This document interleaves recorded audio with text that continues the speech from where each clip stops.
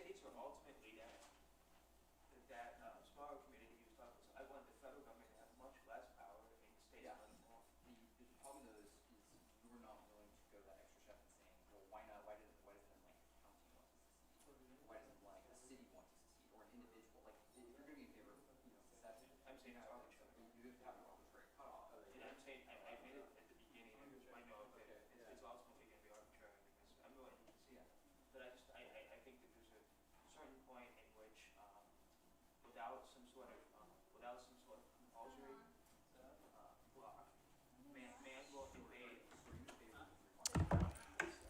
I'm going to update. I made us another couple of changes. Is that okay with you?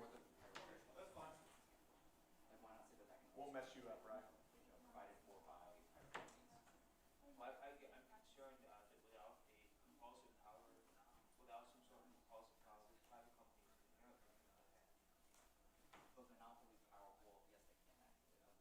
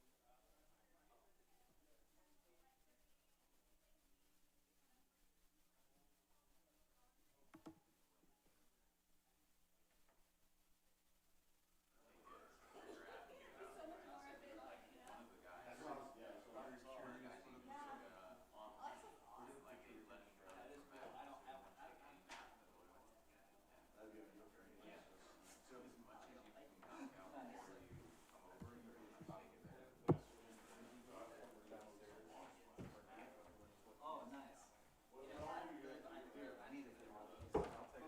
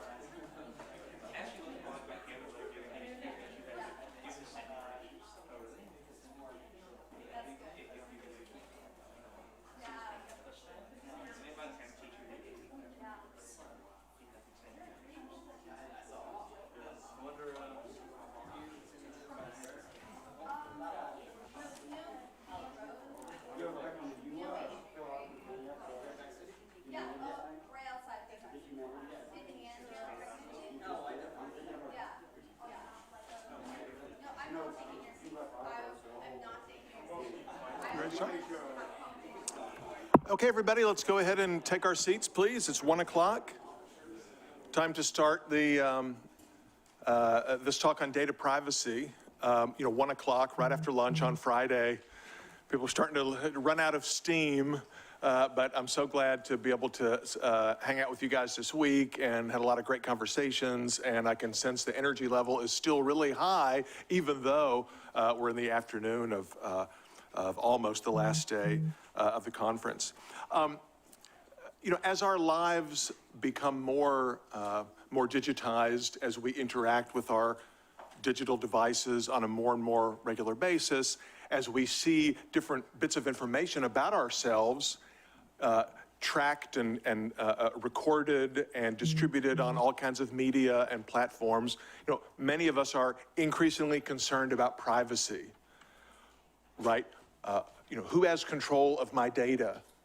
How is my data, or how are my data? There's some dispute among grammarians about whether data should be singular or plural. How are my data being used?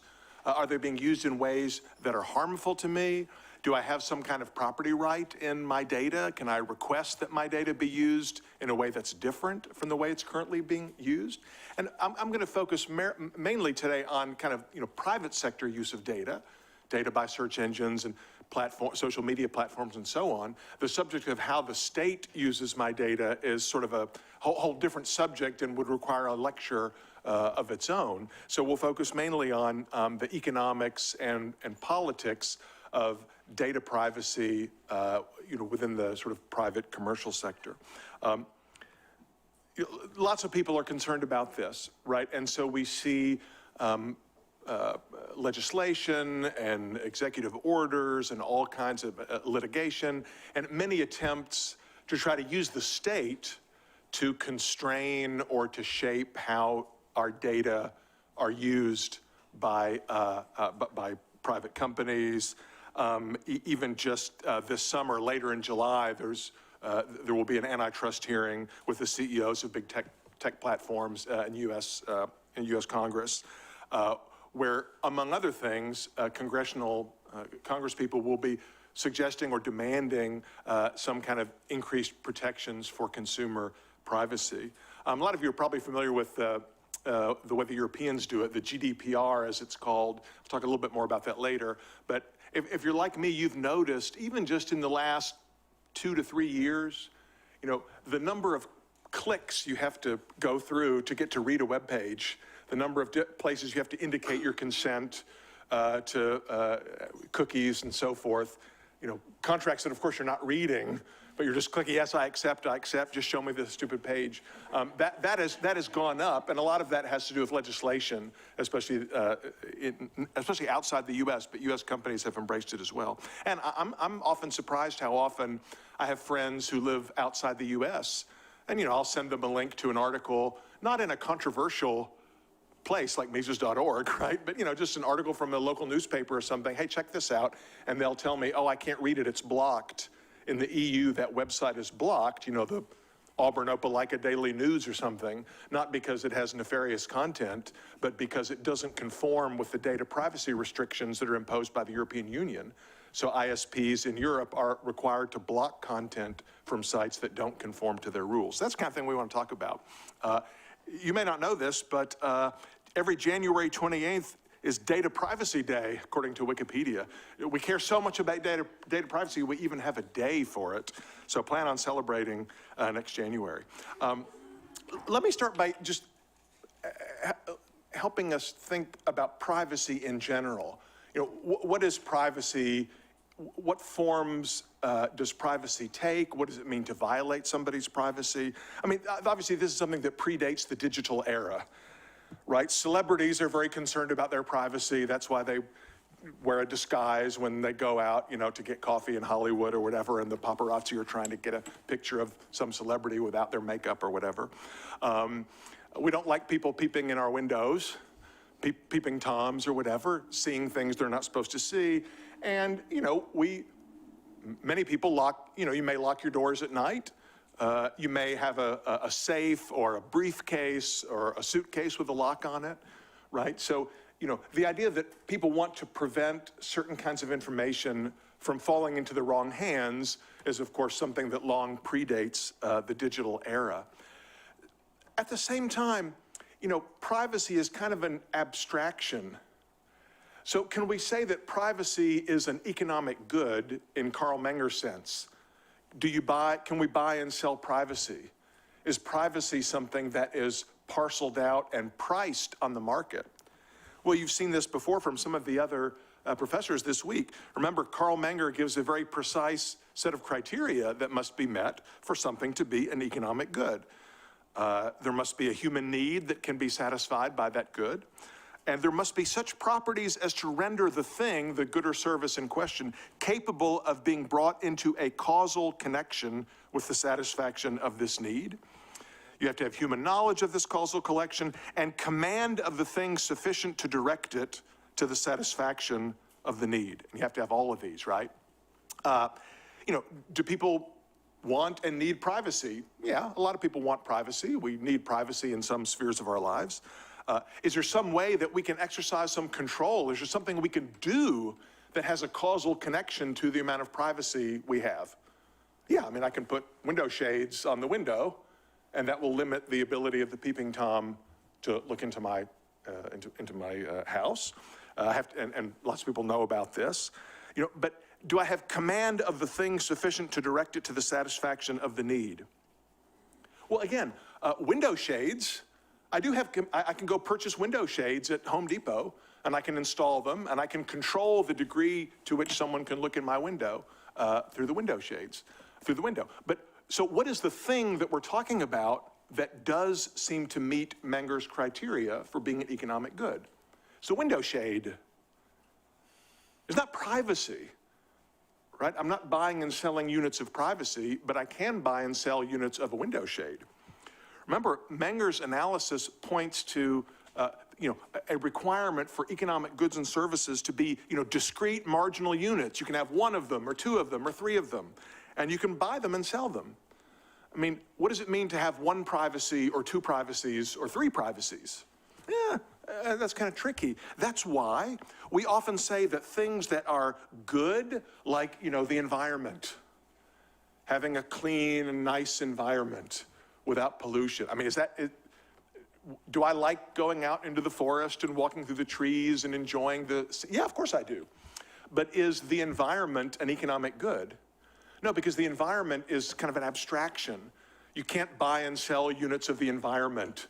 There's no price for one environment, two environments, or love.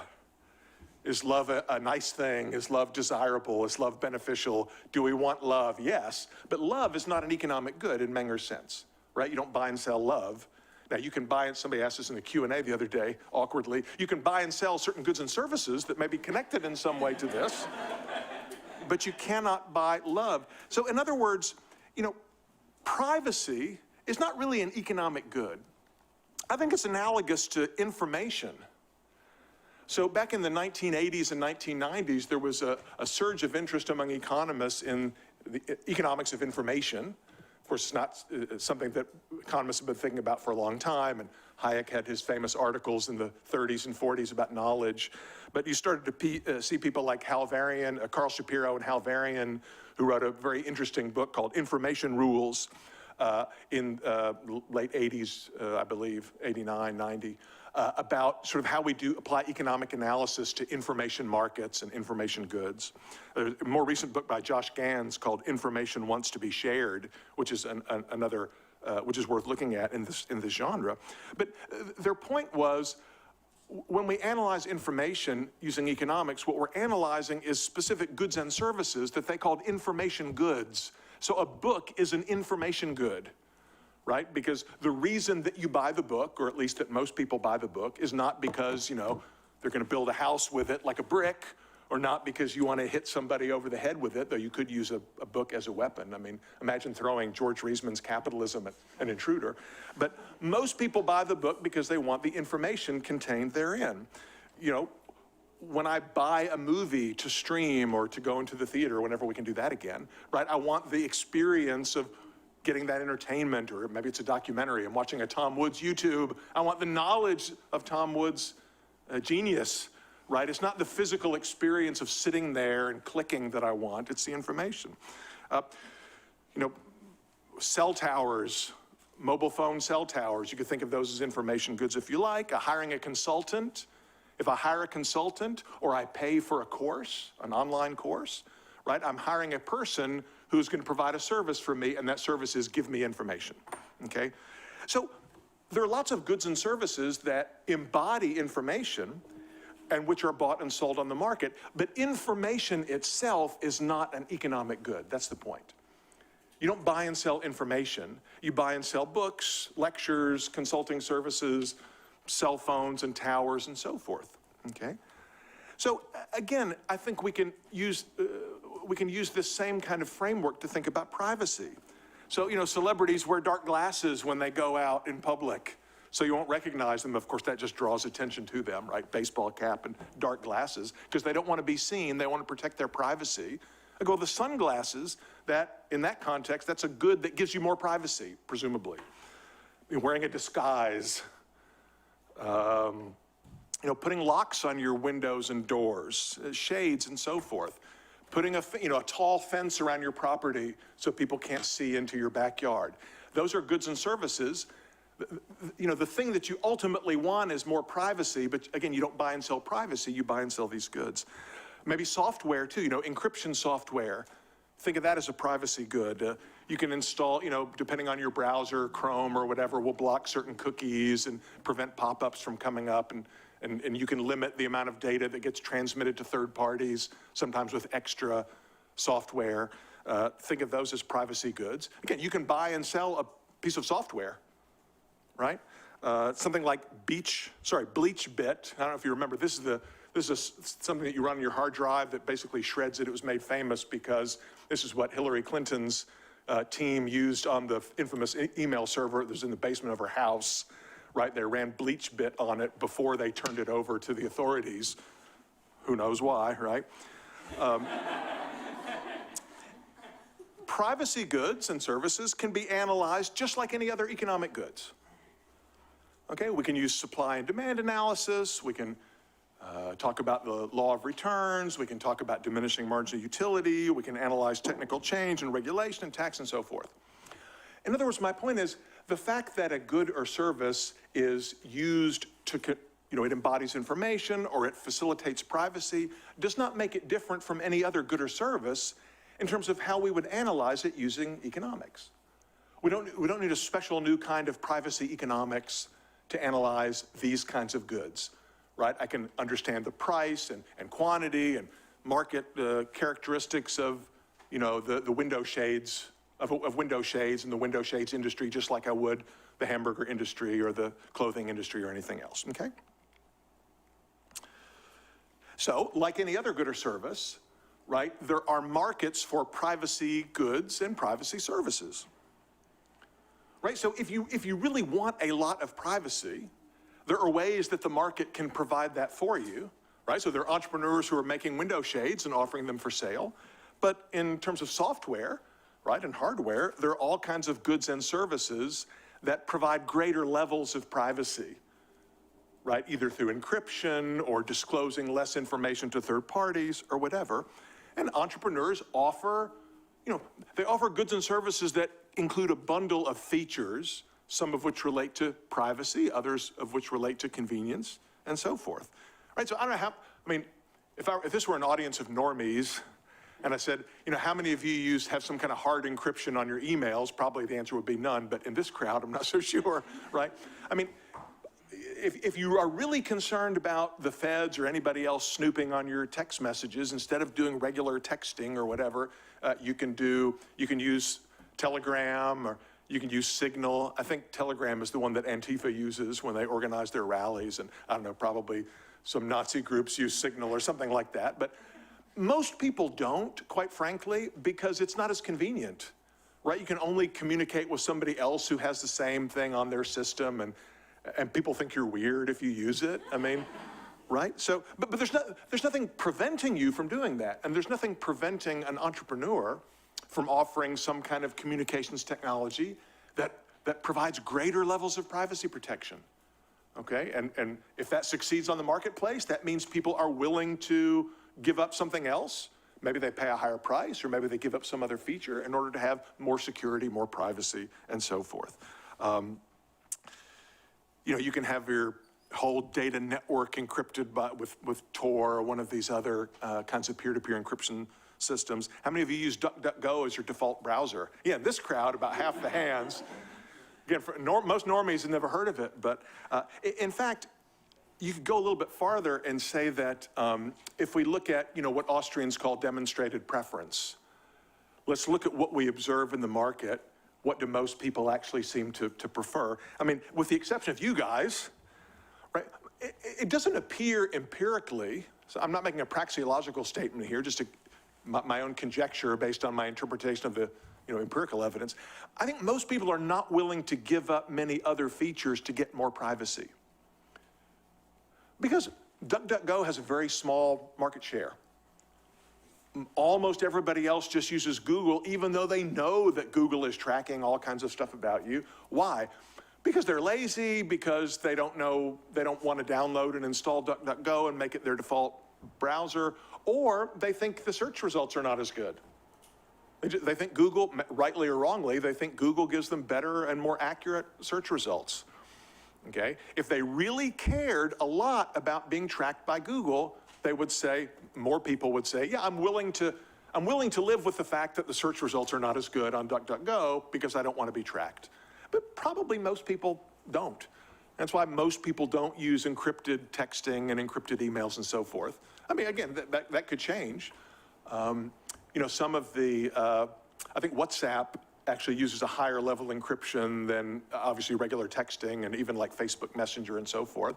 So there actually are a lot of messaging options out there, and people are choosing on based on a number of different criteria, privacy being one of them, but it doesn't look like for most people privacy wins out. I mean, if you really were super concerned about privacy with messaging, you would not use an electronic device at all.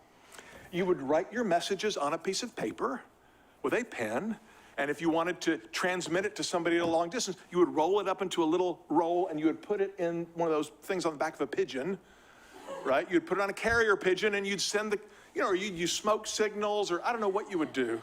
You do like a cloak and dagger kind of a thing where you have it written down on, I don't know, inside a stuffed animal, and then you leave the stuffed animal for somebody under a tree in the middle of the night, whatever. You could do all those things. Most people don't, because it's a pain, it's not convenient, and they don't care about it that much.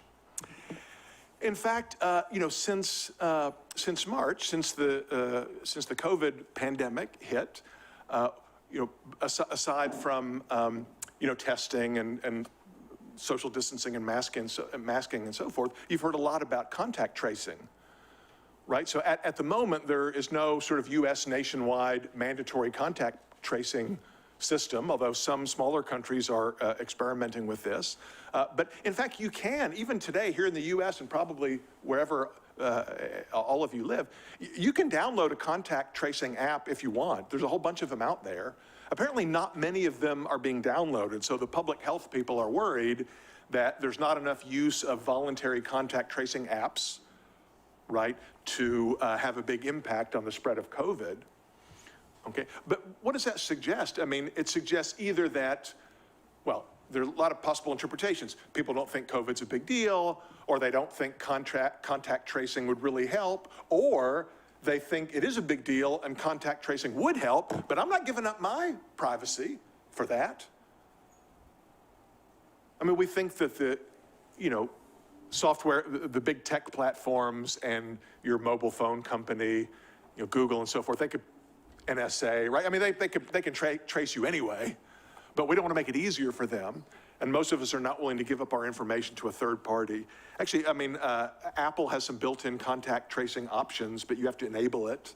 I think Samsung has as well, and very few people have, which suggests that maybe even in the face of a pandemic and a proposed intervention to mitigate the pandemic, most people are still sufficiently concerned about their privacy that they don't want to install it, okay? So my point is, you can have more privacy or less privacy depending on which kinds of privacy goods and services you consume. and your willingness to consume them depends on the overall benefits and costs of those relative to other goods and services that provide other features with more or less privacy. Again, just kind of on the empirical side, I mean, how do things actually work today? I mean, one interesting argument that I think does not get made as much as it should is that, yeah, I mean, despite Big Brother, despite government, NSA spying on us, and despite Google knowing where we are and our mobile operator being able to locate us, I mean, if you think about it in many ways, we actually have more privacy today than previous generations did. Because think of all the things that you can do, from the privacy of your own home. You can order stuff on Amazon and it comes to your house in a brown box, and your neighbors do not know what is in that box. Okay, your neighbors do not know what you're streaming. They don't know what music you're listening to. They don't know who you're texting with. I mean, yeah, maybe Google knows, and maybe Netflix knows, and Donald Trump knows, and all other kinds of other people know. But I mean, your neighbors don't, and your employer probably doesn't, and your friends at school, your grandmother, In the old days, it was much harder to keep those things private, especially if you live in a small community. I mean, people see you going around.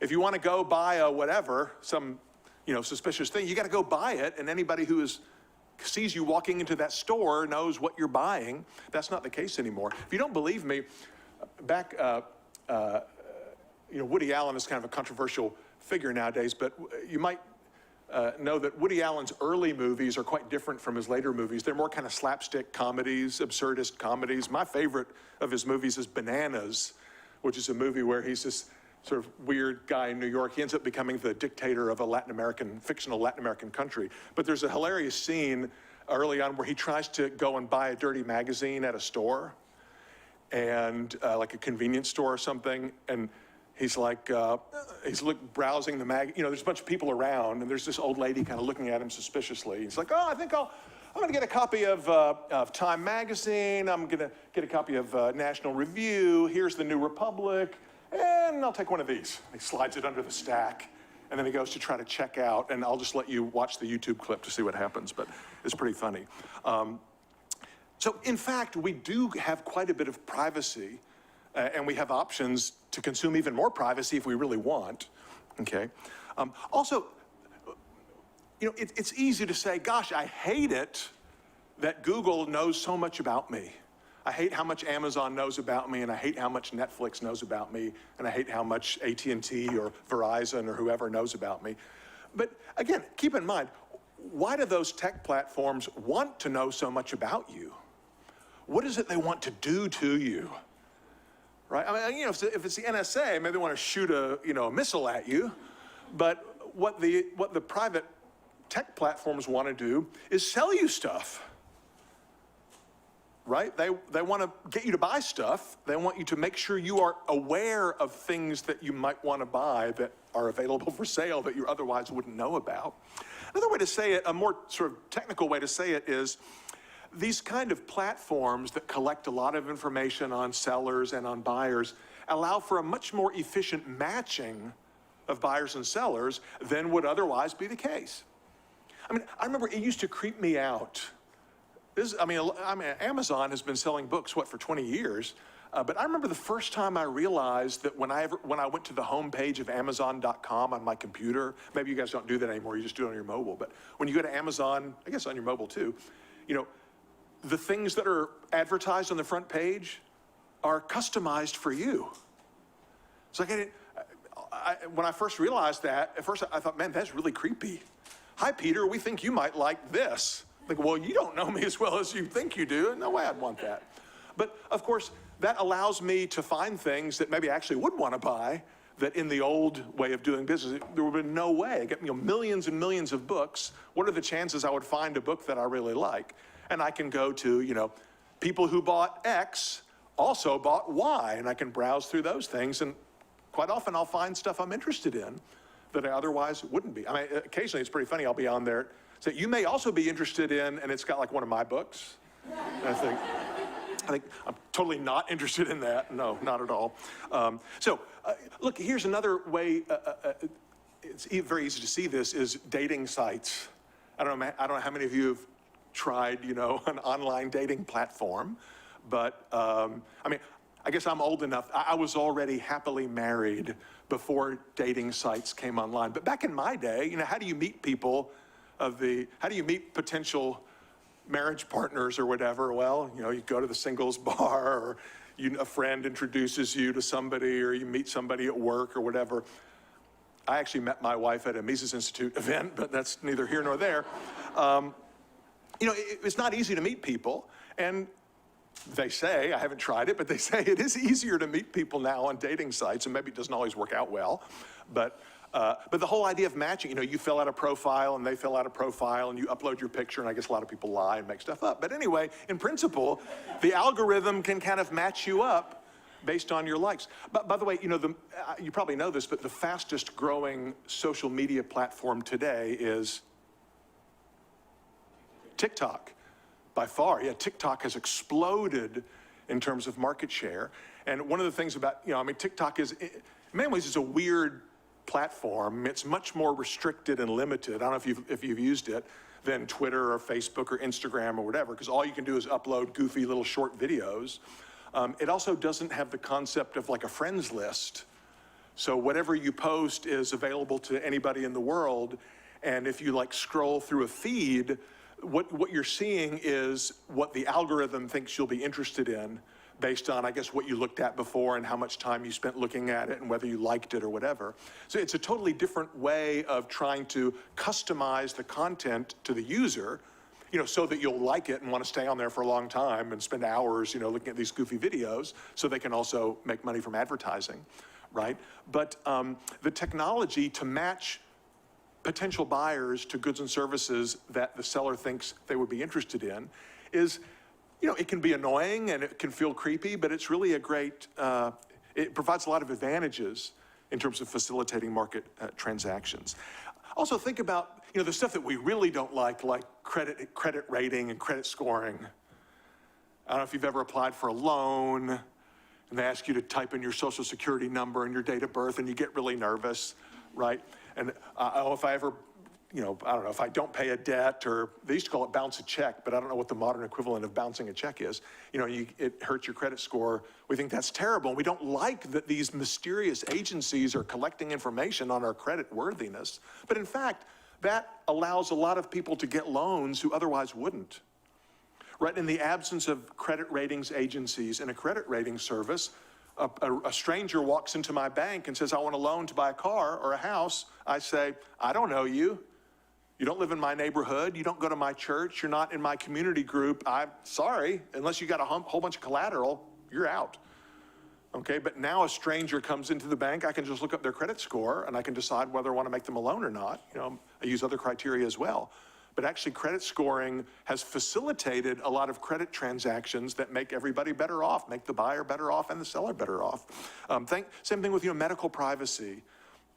I don't know, probably it won't be long before we all carry a little, on our phone or in the chip inside your head, whatever. There's the record of your complete medical history. And it does seem kind of creepy in a sci-fi movie way. But imagine you have an emergency and you go to the emergency room and they can, quickly scan something and get your complete medical history. Maybe you get better treatment. Maybe we could save lives that way. Now, do we want to look at a balance or a trade-off between saving lives and maintaining some degree of medical privacy? Absolutely, right? But these are things that entrepreneurs can work out in a market system. A lot of people are concerned that, well, if sellers have a lot of information about me, they're going to use it not to offer me cool stuff that I might want, but to try to take advantage of me somehow and charge me higher prices, or if you've studied so-called price discrimination, that sellers are going to use this to price discriminate. I mean, theoretically they could, but empirically, there's not much evidence that that kind of information is useful to sellers to price discriminate. There's an article, interesting survey article in the Journal of Economic Literature from 4 years ago that you can look at. Okay, let me speak a little bit about regulation. Some of the rules that actually are in place, some rules that have been proposed. So the kinds of privacy regulations that people talk about. the potential restrictions on private market information sharing that have been proposed include things like, mandatory privacy protection. So there are proposals to make it illegal for Google to give any information to certain third parties without explicit consent, okay? You might remember during one of the issues with the 2016 election was that Facebook gave some data to a private consultant who was working for the Trump campaign, and apparently it violated the terms of service between that consultant and Facebook, but it wasn't discovered at the time. So very strict rules about what information can be shared is one kind of proposal. A second type is a rule that would establish a kind of a mandatory data portability, right? That's the idea that, the law says that you own your data. So, if you've been on Twitter for a long time and you decide, like some people are doing, I hate Twitter, I'm switching to Parler or Gab or some other social media platform, it should be possible for me to go into my profile on Twitter and click somewhere and extract the file that consists of all of my posts I've ever made and all my likes and comments or whatever. I should be able to extract that onto a USB and then, download that data to my device. Twitter has to erase it. Then I can upload it to some other social media platform. And now I have the same experience on that platform as I did on the original one, okay? There are also proposals to impose harsher fines and penalties on private actors who violate contractual terms, right? So you probably heard in the last several years, there have been a lot of big data breaches. Every month or so, we hear about some data breach. Even just a couple days ago, there was some kind of hack on Twitter you might have read about, where all the people who are the blue checks, the verified Twitter users, couldn't tweet, they couldn't access their accounts or change their passwords or their profiles. And apparently it was some kind of a hacking scam where hackers were trying to use verified profiles to engage in whatever kind of nefarious activity. So people say, well, Twitter should pay a huge fine, or people should go to jail or whatever for violating user privacy. Or sometimes you hear about a store, this happened to Target, the big retailer a couple of years ago, where some hackers stole a bunch of people's credit card data or whatever. Right there we could ask ourselves just kind of a procedural question. If I download the Target app onto my device, there's some kind of a license, there's terms of service and license that I clicked through. If that specifies that Target will not reveal my credit card numbers to Ukrainian hackers, and they do, well, then I would potentially have a civil breach of contract case against Target. So one response to a lot of this is to say, well, look, if all we're talking about is contractual violations, the user has a contract with the provider that says you won't give my data to X and you did anyway, well, then I can sue you for breach of contract. And maybe a bunch of us could get together and file a class action suit or something along those lines. It's not obvious that we need legislation. We don't necessarily need positive law, as Judge Napolitano would say. We can use the common law or natural law remedies for these kinds of things. I'm going to come back to that point later because I actually think it's important. If you think of these kinds of restrictions or these proposed regulations, all of them could potentially provide some benefits to users, but could also impose some significant costs. What do I mean?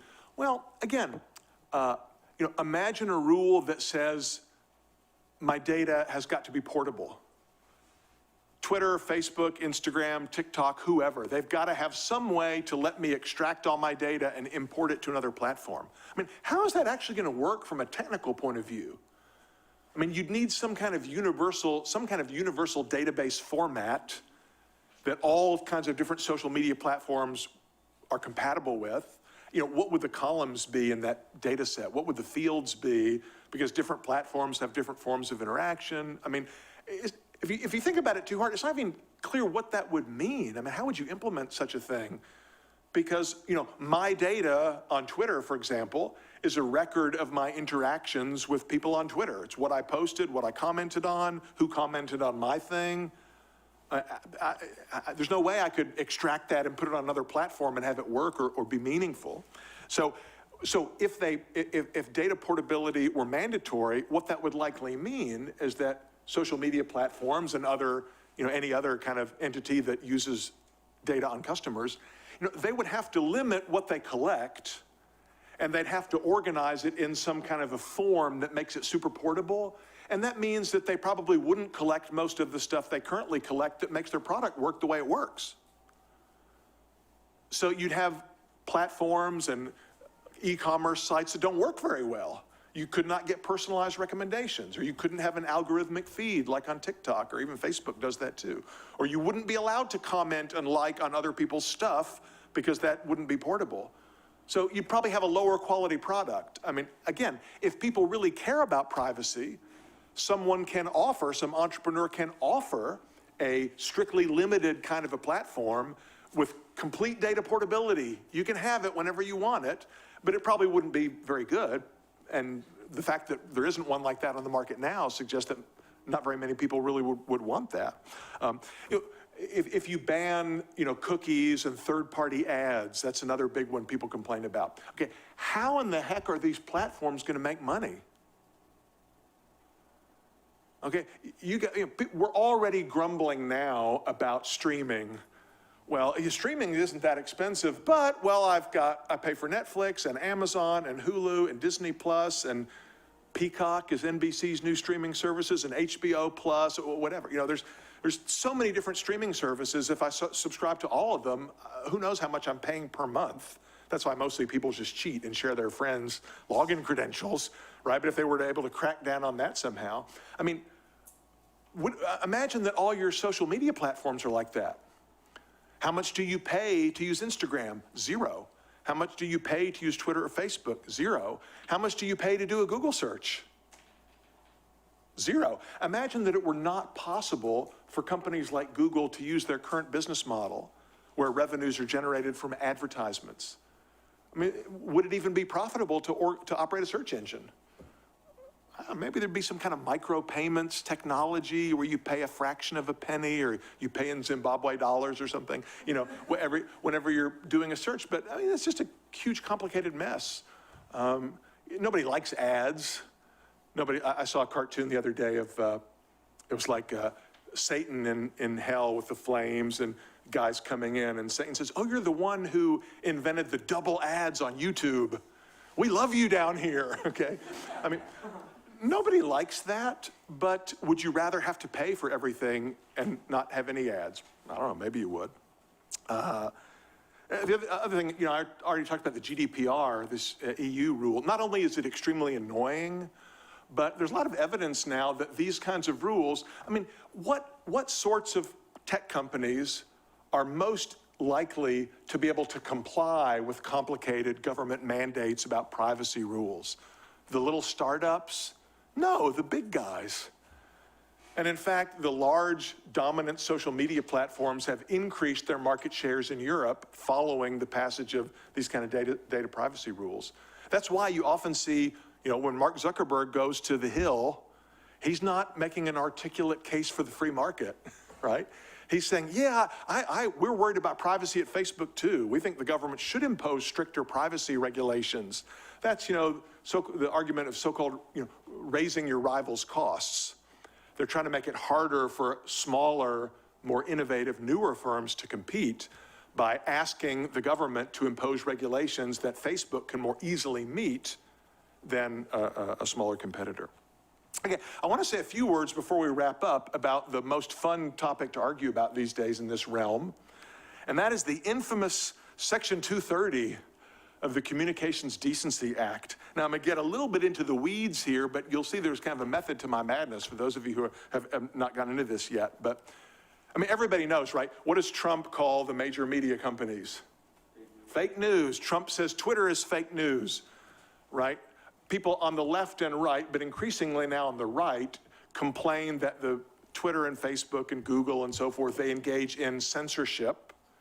I mean, it's not technically censorship, right? Because censorship typically refers to government restrictions.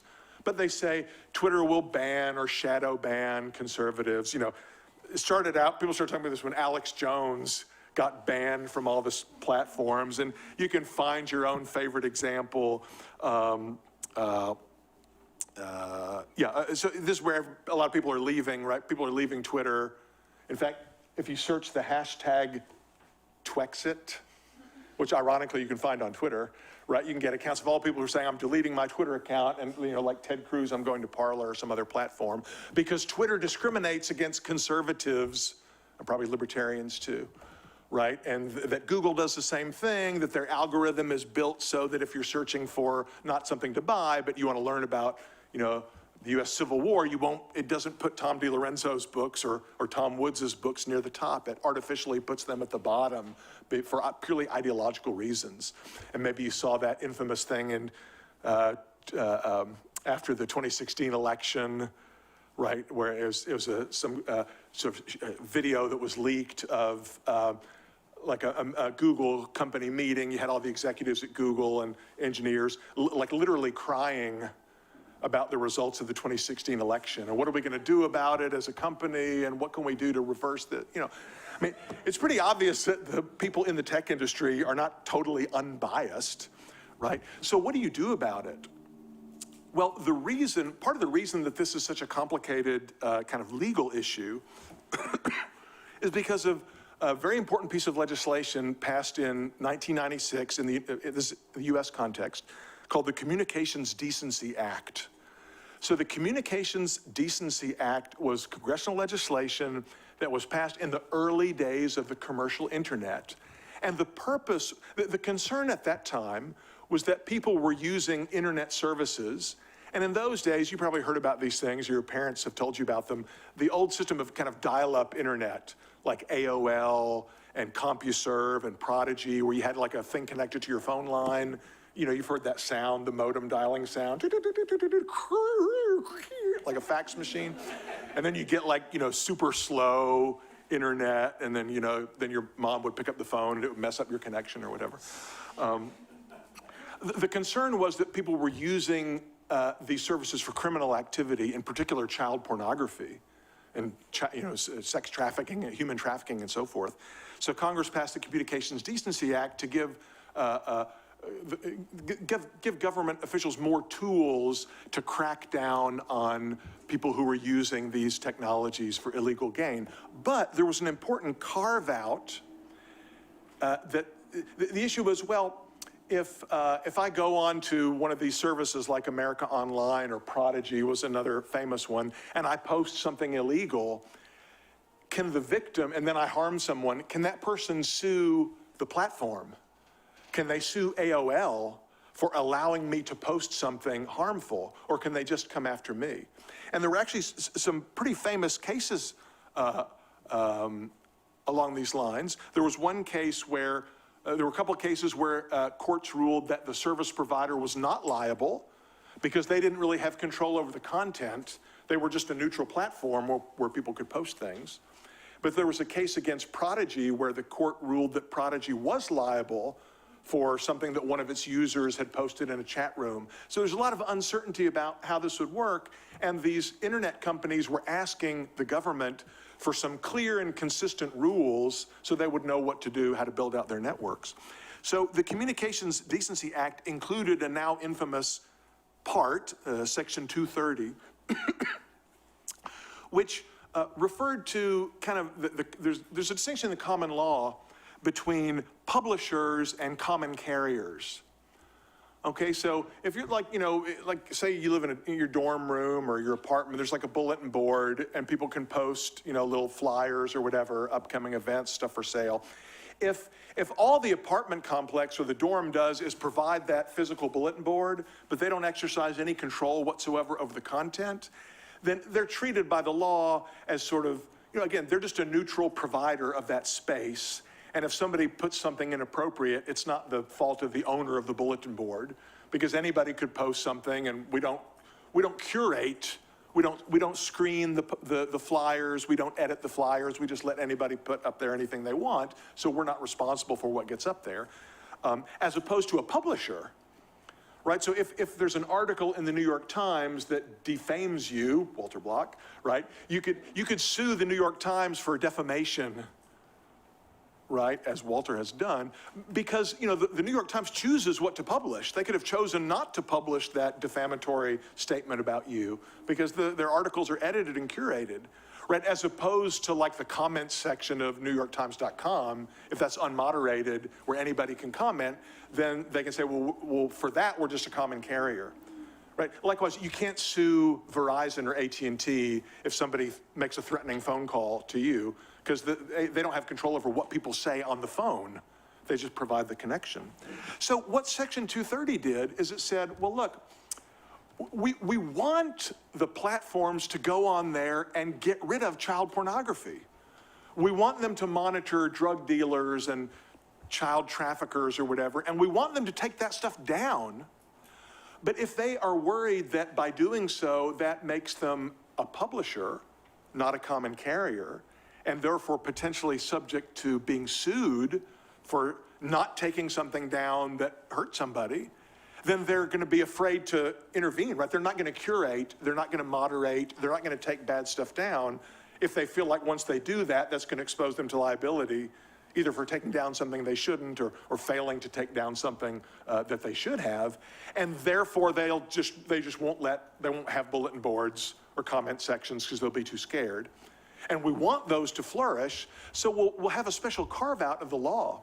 And we'll say that online media platforms, they can engage in content moderation, but yet we will treat them as if they are a common carrier.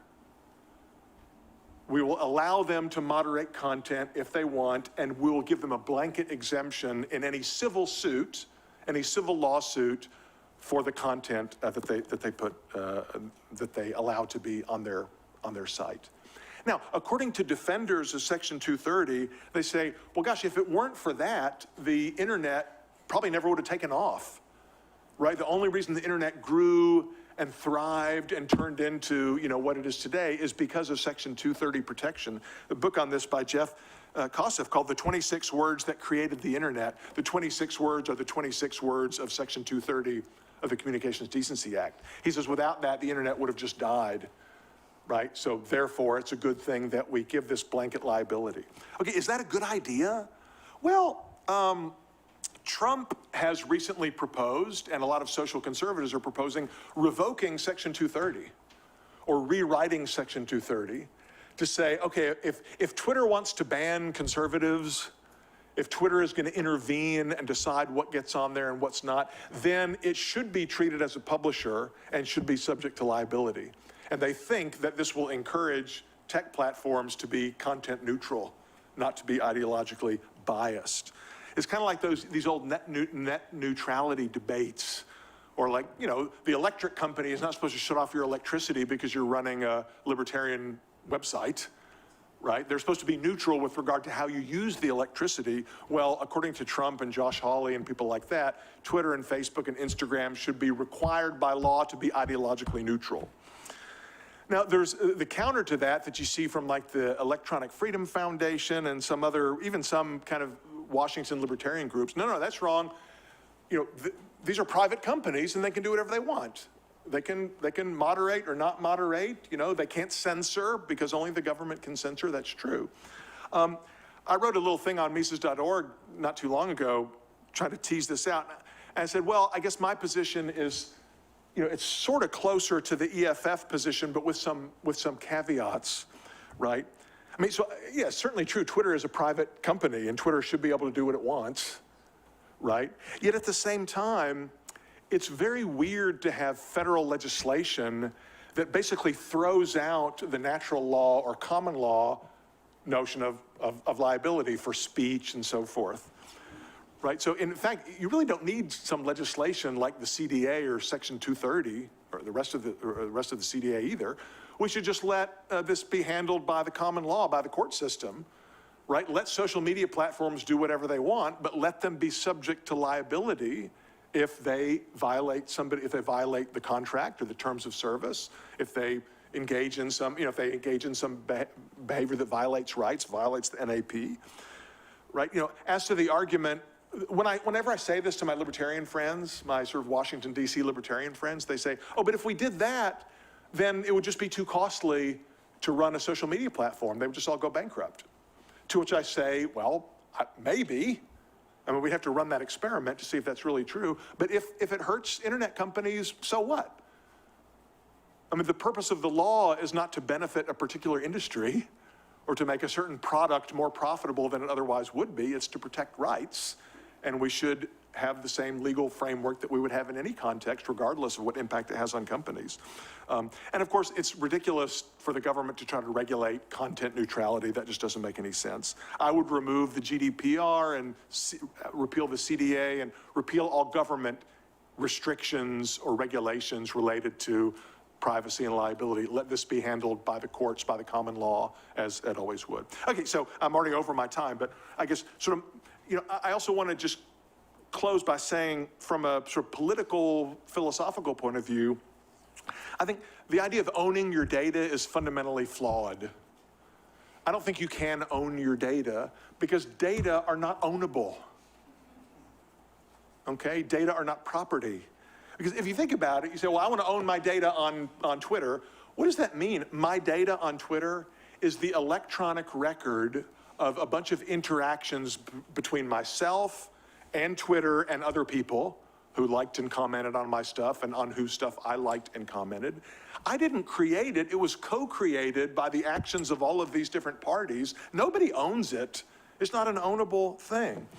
You don't own your data, so let's stop talking about how I get to keep my data. It doesn't make sense.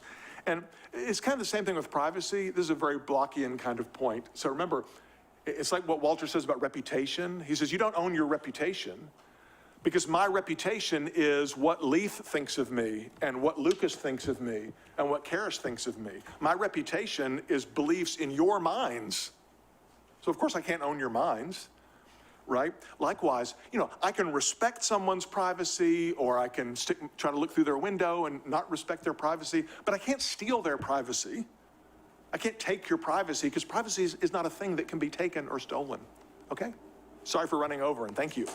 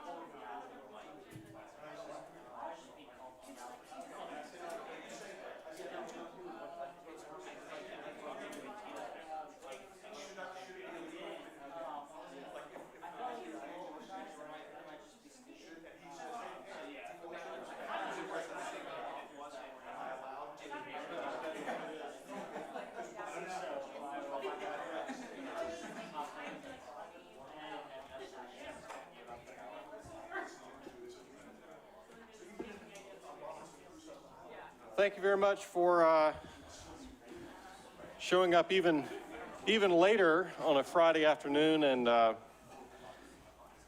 that, as Dr. Klein said earlier, that weariness does tend to set in toward the end of the week, but you're doing a great job.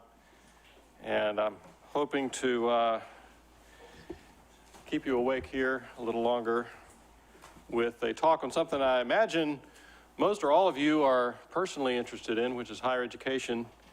And I'm going to focus here on the United States, although a lot of this would apply to other countries that have similar policies to the United States.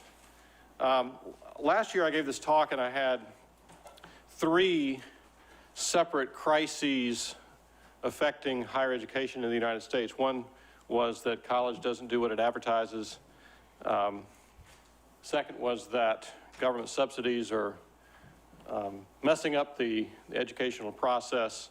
Third, that there's this cancel culture. I didn't call it that at the time, but that there's a problem emerging on college campuses with speech and protests oriented around trying to get certain speech canceled.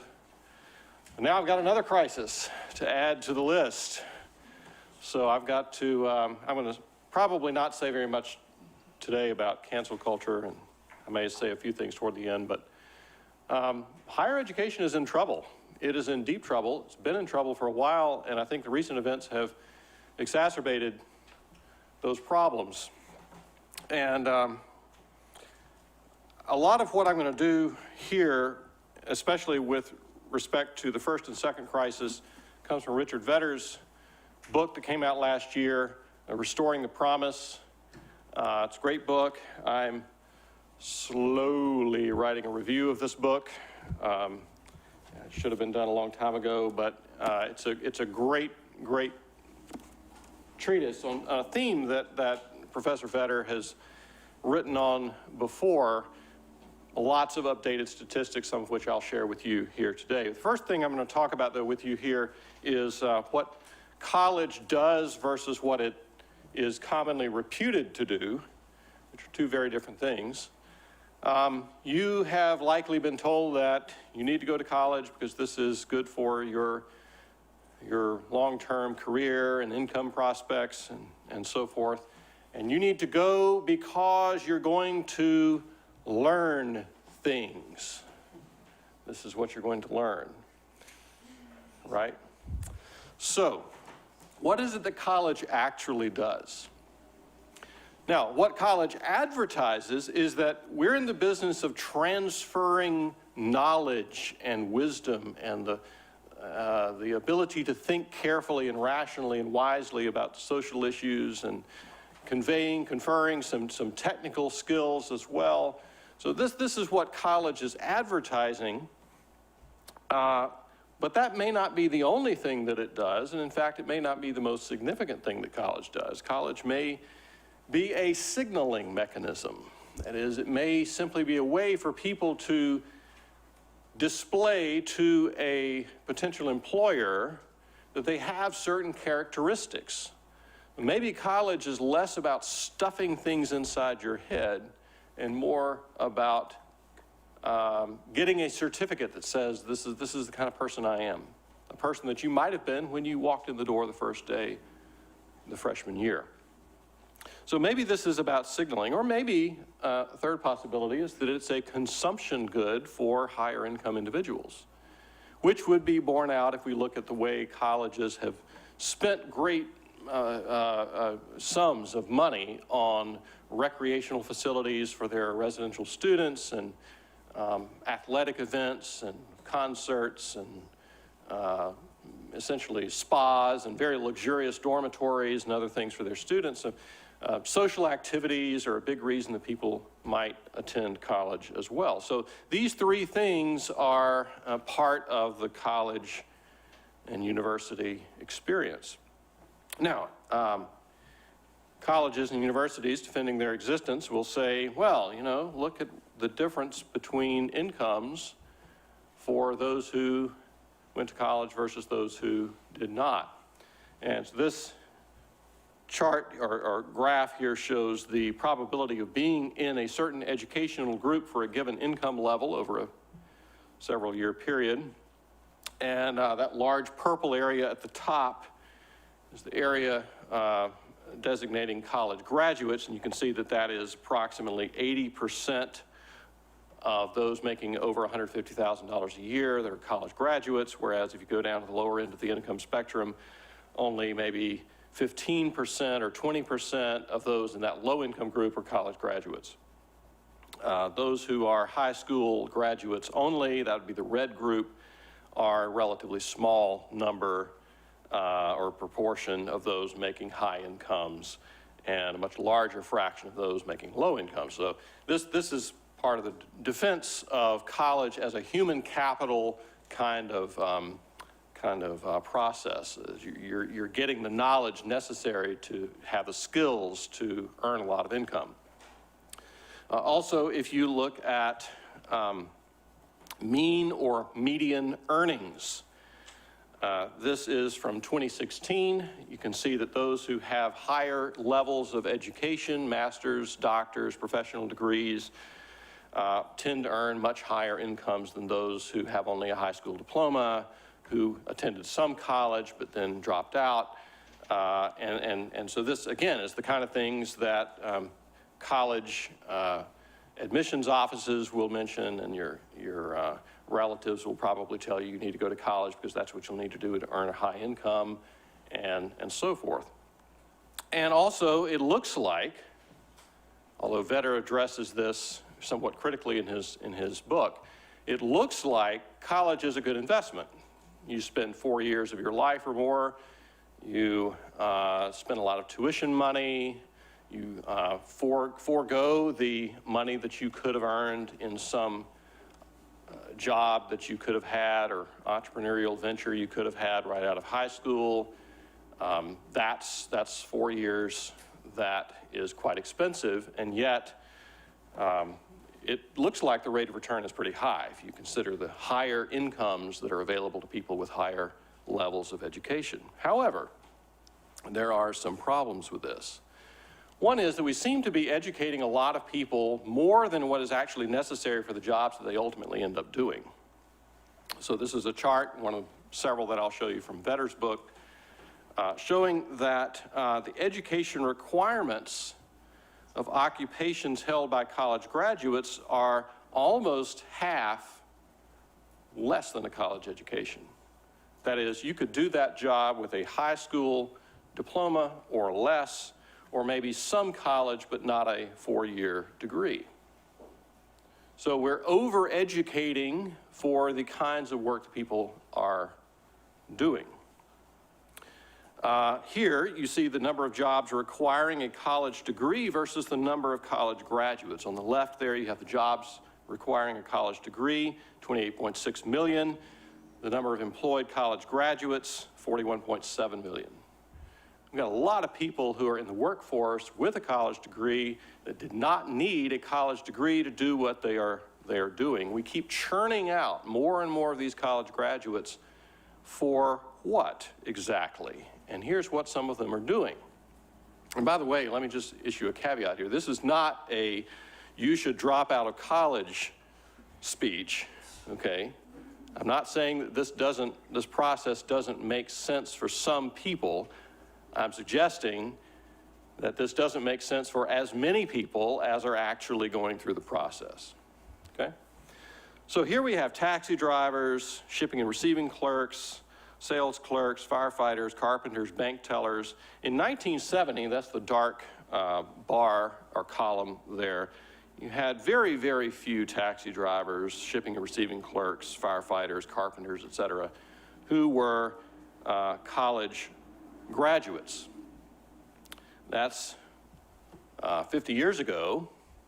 In 2010, 40 years later, we have enormous numbers of people who are doing these jobs that don't require bachelor's degrees, that have, in fact, gone through an expensive 4-year process. So, Vedder thinks about, why is this? Why are we spending so much so many resources? Why are we encouraging people? Why are guidance counselors in high schools encouraging students to go to college when in fact this may not be necessary for many of them? Part of it is a kind of an overbidding. If you are a fast food, maybe not a fast food restaurant, but you're some kind of restaurant and you're looking for employees, and you get 100 applications for a job, and you're trying to filter through the applications. Well, one easy filter is who's got more education. And just throw out all the ones that have less than high school education, even though less than high school might still be perfectly fine for the kind of job that you're hiring for.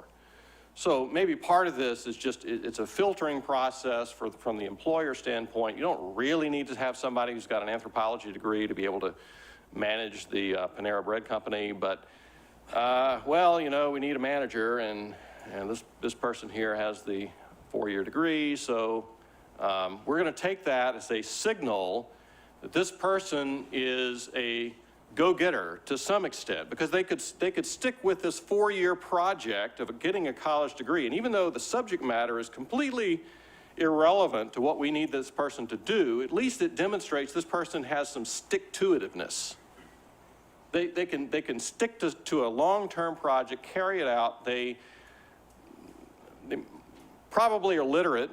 They have some skills that we think might be important for being a manager. We know this just because they've got this certificate that says they went through this process. It also means this person is able to show up on time, at least somewhat, although I can tell you as a college professor, not all of my students have that skill. So here's what college education might be doing.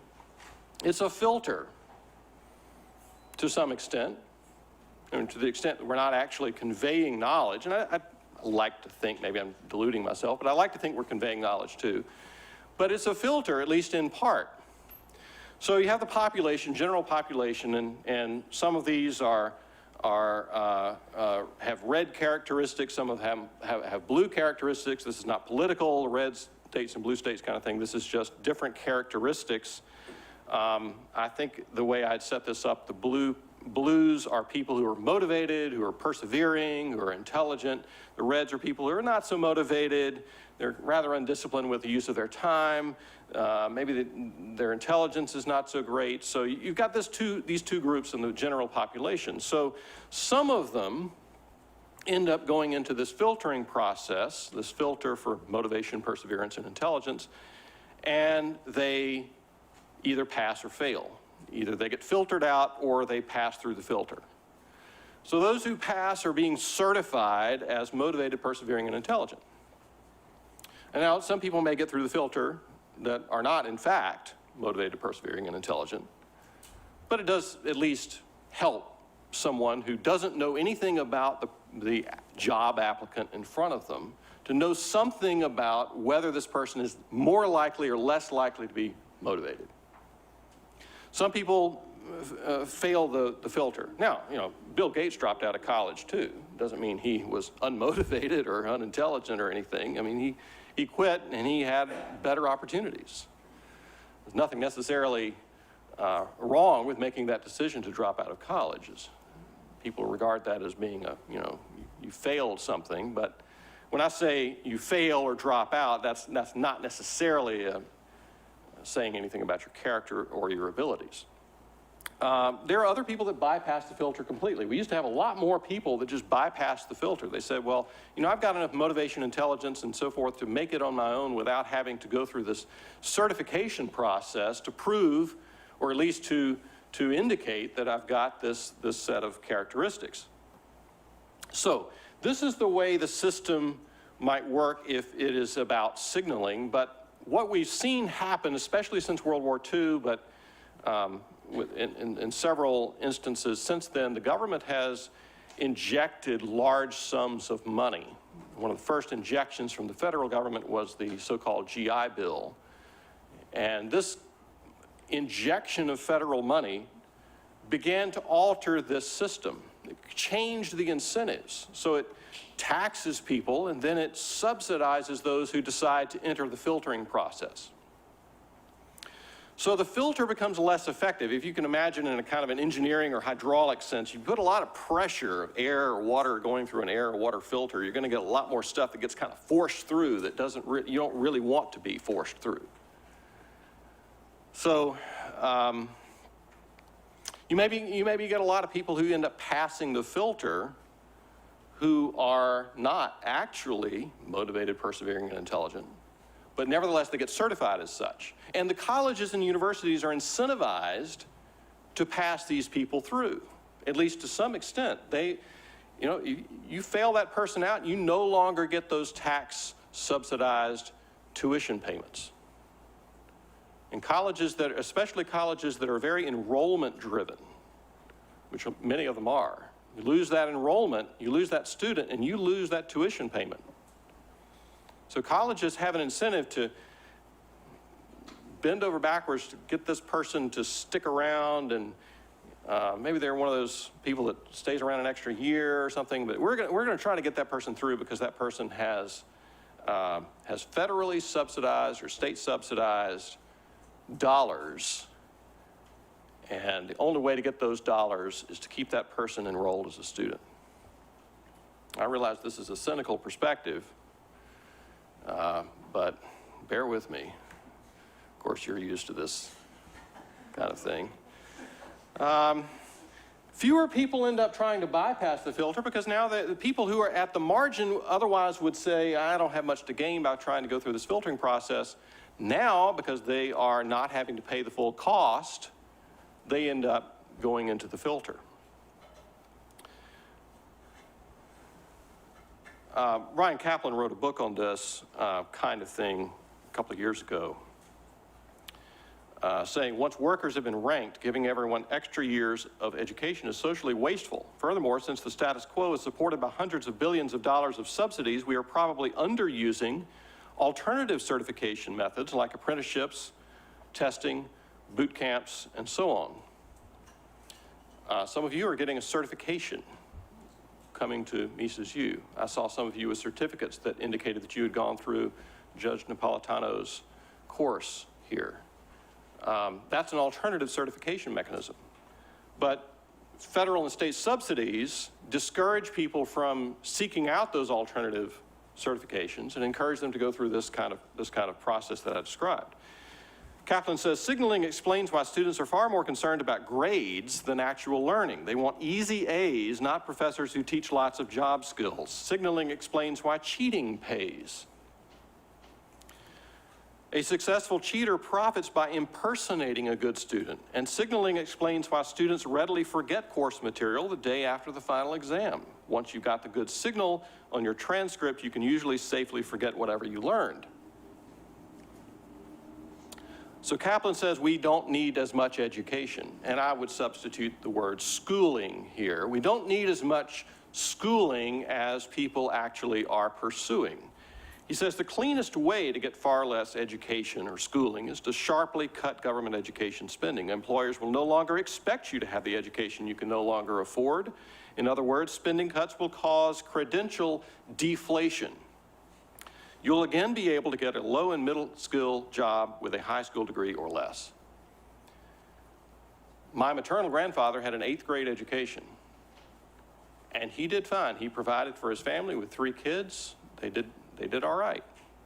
He grew up without a lot of wealth. His family was Alabama tenant farmers who had grown cotton in rural Alabama for years and years. Actually lost a lot of money in the Great Depression. Essentially lost the farm in the Great Depression. He got an 8th grade education and went to work.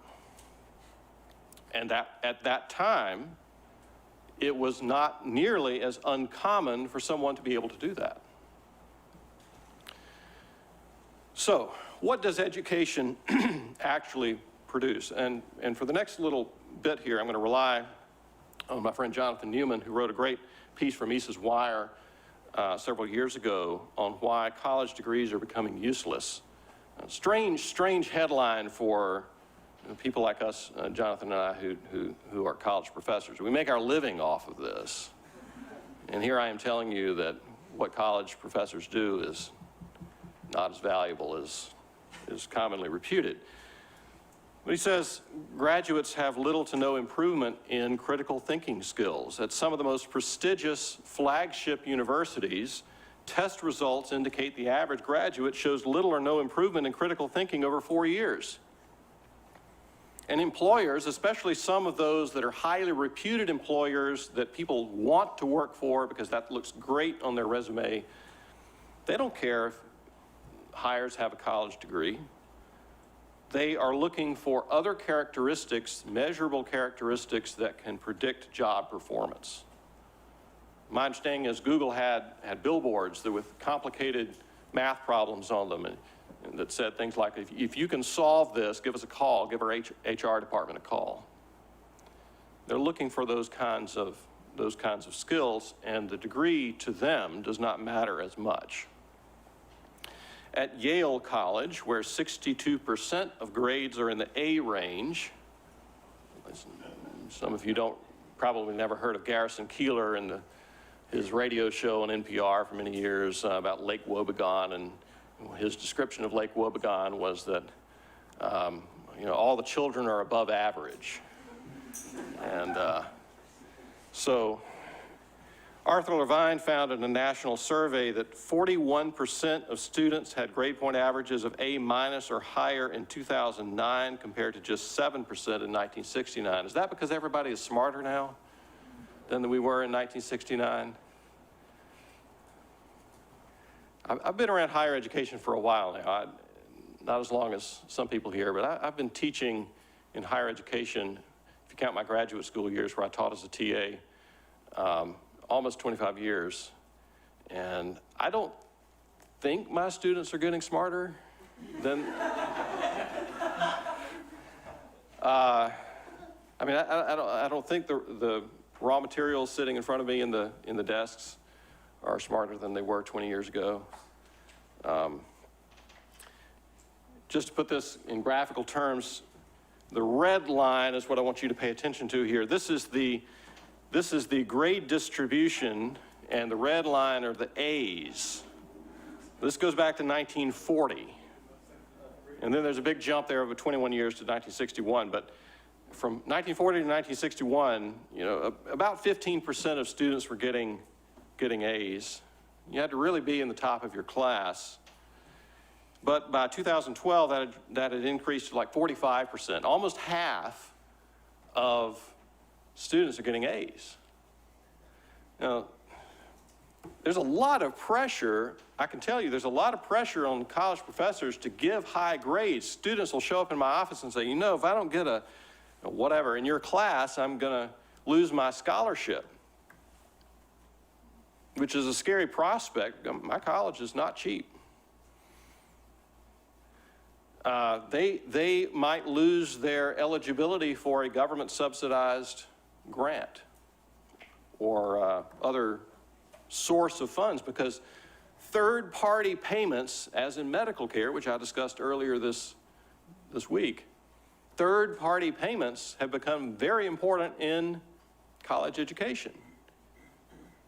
Many students almost have to borrow or get a scholarship. The intense competition for scholarships is something we once did not see as much of.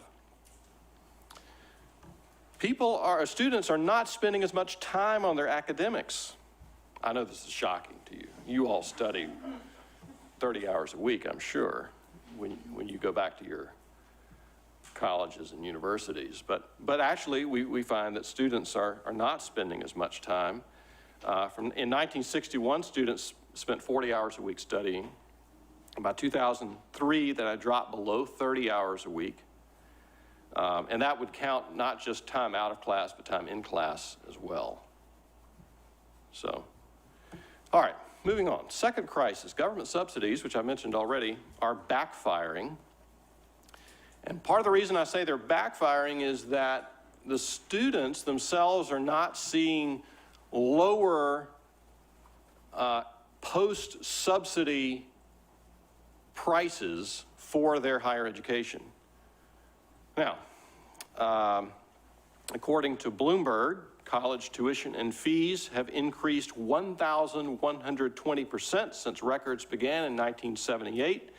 The rate of increase in college costs have been 4 times faster than the increase in the consumer price index. Again, very similar to what I mentioned earlier in the week about medical care. Medical care prices have increased much faster than inflation, and again, for similar reasons. Last night, I was putting the final touches on this presentation, and so I pulled a screenshot of the student loan debt clock. Last year, when I gave this talk, I showed the debt clock, and it was $100 billion less. And in fact, if you pull this up, and the link is at the bottom of that slide there, but if you pull this up, you'll see a larger number than that. I don't know how much, but I was screenshotting this, and it's like, okay, do I wait another minute for this to tick over another $100 million, or to, I'll forget it. I'll just screenshot it. So, and it's moving as I'm sitting there. This $1.7 trillion of student loan debt, and this is a problem, partly because of default rates, which I may mention later. Back to something from Jonathan Newman on Mises.org here. Jonathan, I'm borrowing a lot of your work. I appreciate it very much. Here's tuition, the red line, versus the consumer price index, the blue line. You can see there the rapid increase in tuition prices, especially about, I guess that's about first decade of the century. 2000 to 2006 or so, you're seeing a pretty substantial increase in the slope of that tuition line for public four-year institutions. Here is, if you want to think about affordability and not just the raw price, this is a chart showing the average tuition related to median household incomes. So household incomes have been rising too, so that would mitigate some of the impact of a higher tuition. But we see that even if you're looking at college tuition as a fraction of household income, it's still rising.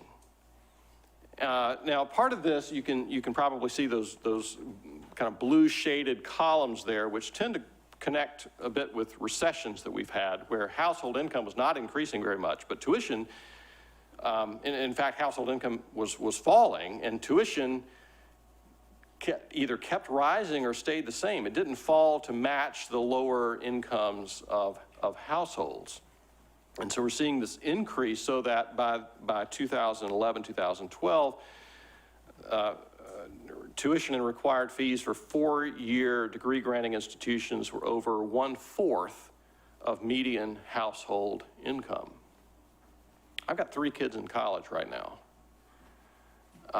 And it would be impossible for me to be able to afford to pay the tuition. The only thing that saves me is that I teach at a college where my kids can go for free. Well, for tuition free. There's other fees, but otherwise there's no way. I mean, 3 kids in college all at the same time, it's financially, it's a nightmare. So households are finding colleges less and less affordable. And again, this brings in the third parties. People are borrowing more and more money to go to college. And part of this is troublesome because of the default rate. These are different kinds of loans going back to 2004 up through 2017, different kinds of loans and the delinquency rates on those loans. So we got student loans, which are the red, credit card loans, other kinds of loans, mortgages, car loans, home equity lines of credit. And we can see, of course, during and immediately after the last recession, or I gotta stop saying that because we're apparently in a recession now, but the 2008, 2009 recession, you can see that the default rates spiked for a lot of different kinds of loans, but about 2012 or so, it looked like student loan default rates shot up and have not really dropped very much. And they are now the highest default rates of all of those categories of loans. And part of this is, again, because federal aid and the federal loans don't take account of creditworthiness in the same way that private sector loans, fully private sector loans do. So you can qualify for student loans where at a rate that you couldn't qualify for those same loans of other types. And so colleges respond to this just Niagara Falls of cash flowing into colleges and universities by what? Giving students discounts? Lowering tuition? Oh, look, all this federal money's coming down the pike. We can give students a break now. No. Tuition has gone up. Now, there's several studies. I'll go through these here with you very quickly. Some research to try to figure out how much is tuition rising in response to dollars of federal aid. Now, William Bennett proposed what's now become known as the Bennett hypothesis, which says that you increase financial aid, colleges and universities will simply follow by increasing their tuitions. And have we seen this? Well, one 2007 study says that they did not find very much evidence of the Bennett hypothesis for in-state tuition for public universities, but they did find evidence of it for private universities, where Pell Grants appear to be matched nearly 1-for-1 by increases in list and net tuition. Results for out-of-state tuition for public universities are similar to those for private universities, suggesting they behave more like private ones in setting out-of-state tuition.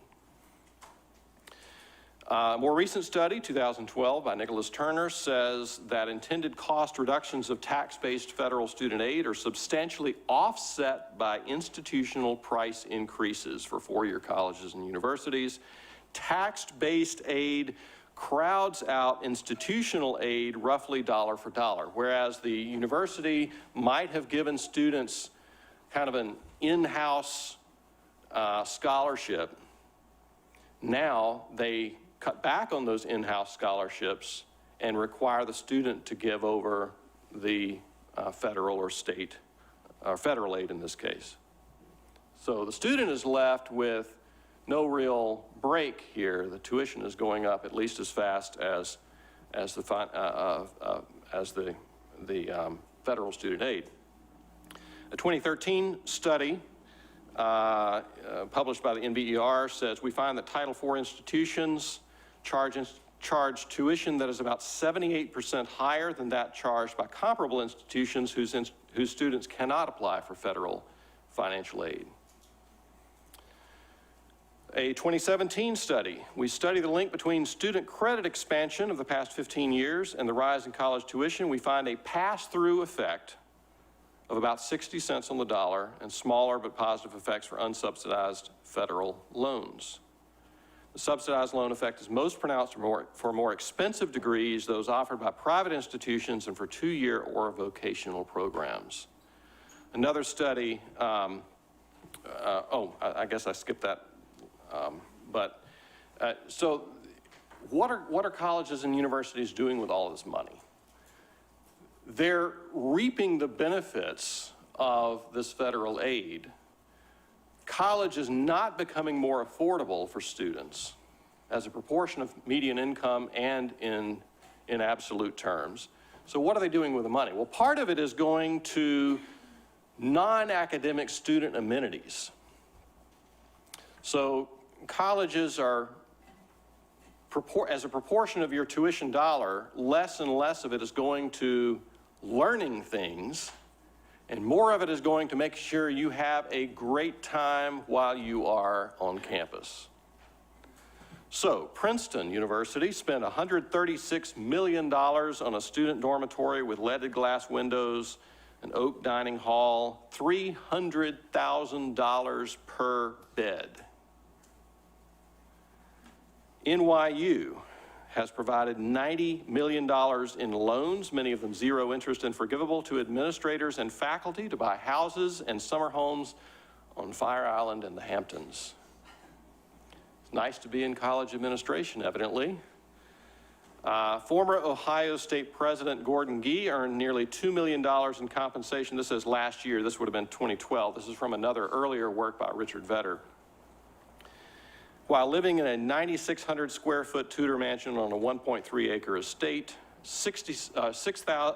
can't even say the number, it's so large, $673,000 in art decor, $532 shower curtain in a guest bathroom, $23,000 a month for his parties, $500,000 for him to travel the country on a private jet.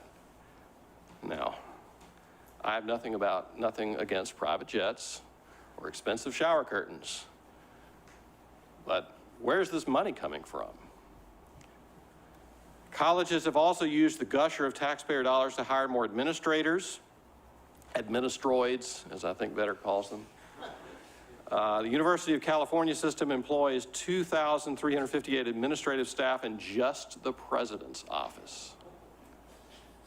If you look at the number of administrators at a typical college or university and the number of faculty, you will find the number of faculty, especially in a per-student sense, has not increased all that much, maybe even declined a bit. But administrators, deans and deanlets, and we're multiplying these people.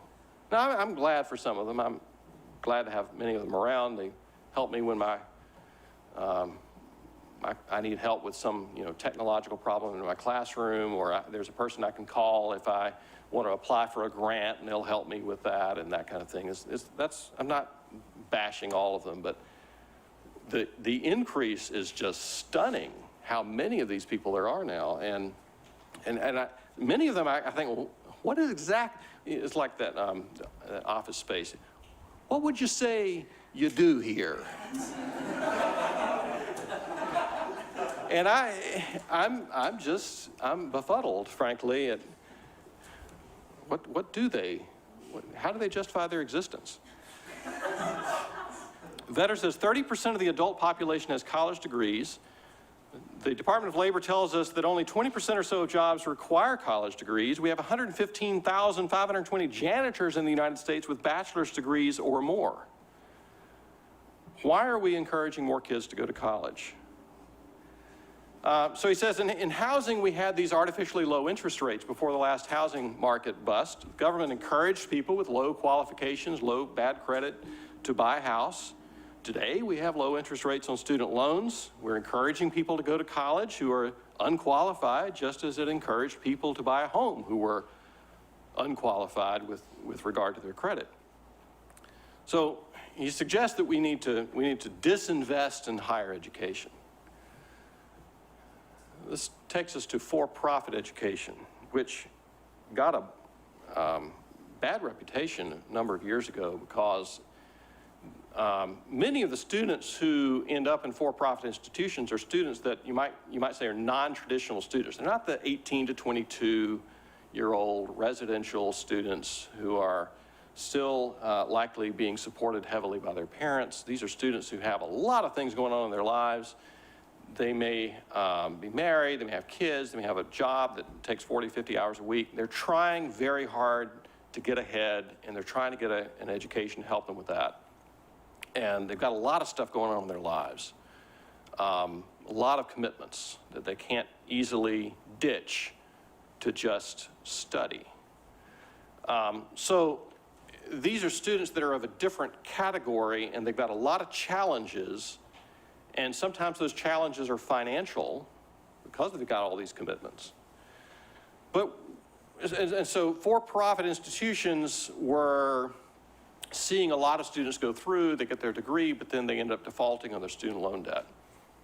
And many people were looking at these for-profit institutions and saying, aha, see, it's the profit motive that's the problem here. If you weren't just after the almighty dollar, then you wouldn't be giving degrees to people who had these financial challenges. You wouldn't be creating these financial challenges with the student loans that they're qualifying for.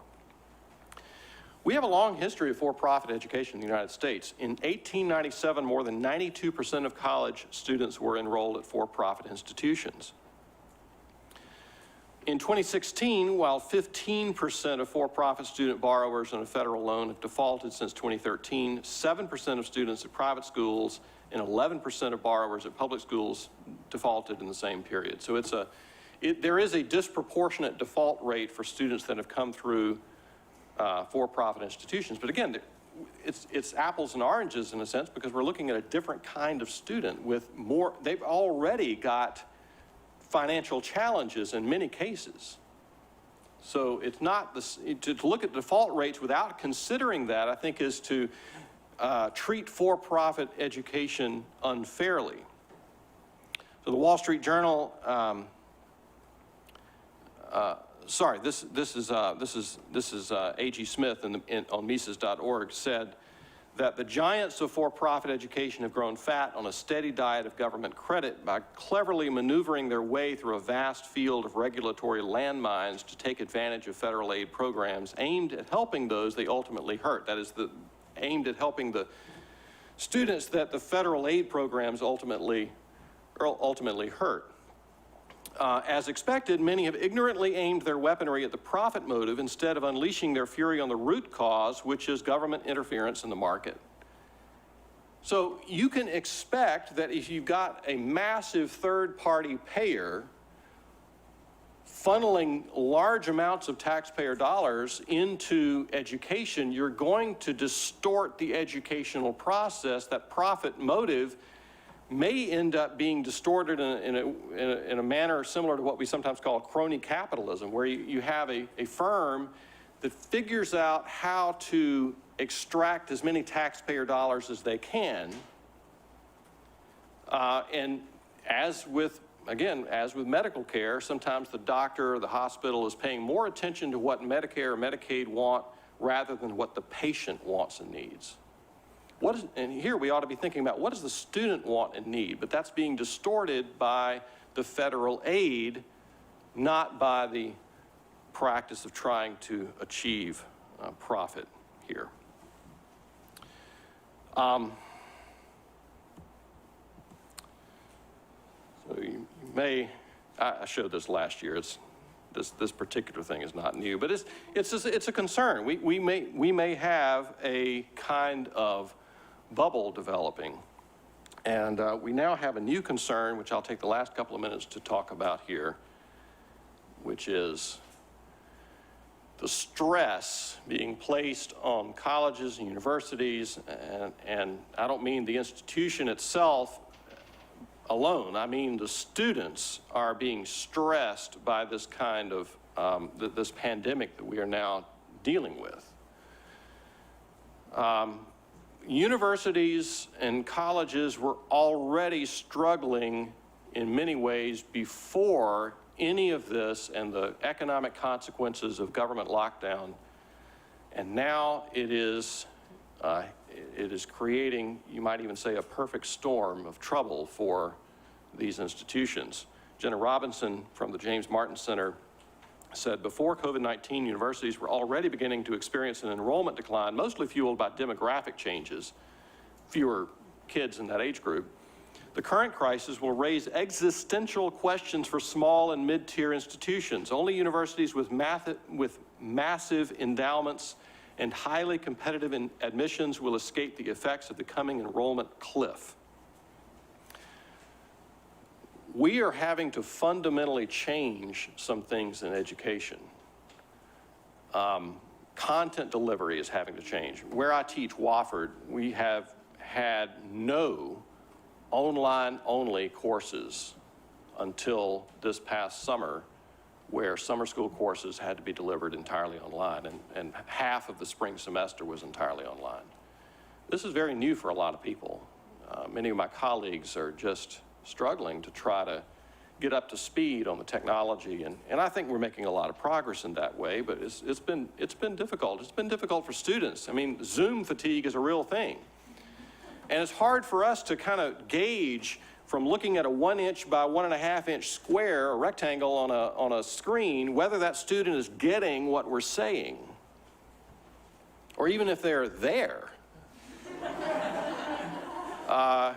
Apparently there was this trick that some students learned in the K through 12 crowd, and maybe it leaked over into the higher ed, where students created a background that said something like logging in, and they posted that up, and it looked like they were trying to log in apparently, but they just never showed up for class. And my wife was teaching online. She's a K through 12 teacher, and she said there were students who would try to participate in class while on their trampoline out in the backyard, holding their phone. And I had what I called a rule of verticality.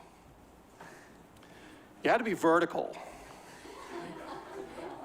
on the screen. I had to see you, and you could not be like on your pillow. You had to be vertical. I mean, I'm like a bare minimum requirements here. Show up, be vertical. But it was interesting, and I think I've learned a lot, and I think a lot of us who are not accustomed to teaching that way have learned a lot, and students have certainly learned a lot about the process, if not the content. So, some fields of study are really having a more difficult time. I can teach economics, I think, pretty well online compared to, say, somebody trying to teach chemistry with no lab. You can simulate some lab experiments, I'm told, but that's difficult. Residential colleges and universities are facing constraints on some of the activities that make students want to attend on campus. This is really bothersome to those who are, part of why they were going to college was they wanted to learn something, or at least get a signal, as we discussed, but they also wanted the social events, the athletic events. They wanted to, get away from their parents and live in a dorm instead of living in their parents' house. They wanted to have opportunities to meet other people face to face. They wanted Greek life. They wanted all of these kinds of opportunities that you can't get sitting in your parents' dining room staring at a laptop screen for several hours a day.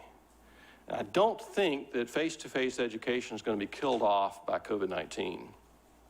Partly for that reason. I think the fundamental demand is, good or bad, whether it's signaling or knowledge acquisition, or I think that is still going to be around for some of those reasons. Students really want those kinds of opportunities. Colleges and universities that have already had an online program have an advantage. There are some universities that have truly massive online programs, and they'll fare relatively well in this. And I think the time is ripe for online education to really shine where people can try to do that well. I'm very pleased to see the Mises Institute creating a master's program. And I'm very excited about that, and I hope that things improve for online education, partly because I want to see these alternatives succeed. I don't think the underlying demand for higher education has really changed all that much. Some students may be taking gap semesters or gap years or something to try to wait out the coronavirus, but let things get back to normal. And it certainly is going to be an interesting academic year ahead of us. But anyway, I really like doing what I do as a professor. I think my students enjoy the process of going through a college education for a variety of reasons, some good, some not quite as noble, but I'm very pleased, frankly, to see you here and many of you watching this online that are seeking out those alternatives that we need to have to a system that is being broken by government. Thank you very much.